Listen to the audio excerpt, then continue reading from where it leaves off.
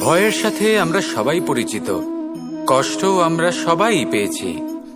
কখনো কখনো আমরা অসুস্থ হয়ে পড়ি, আর এমন সময় হলে মাতার মমতা, কখনো বাবার স্নেহ, কখনো বন্ধুদের পাশে থাকার অনুভূতি আমাদের রোগ নিরাময়ে সাহায্য করে।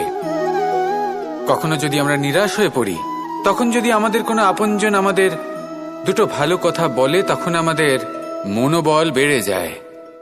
ঠিক তেমন সংসারের এই রঙ্গমঞ্চে যদি আপনি পীড়িত অনুভব করেন,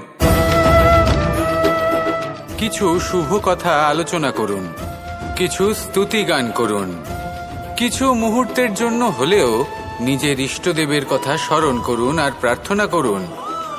সাহস বাড়বে, শক্তিও বৃদ্ধি পাবে এবং সামনে এগিয়ে চলার পথও দেখতে পাবেন। তখন এই মন প্রসন্ন হয়ে বলবে, রাধা রাধা।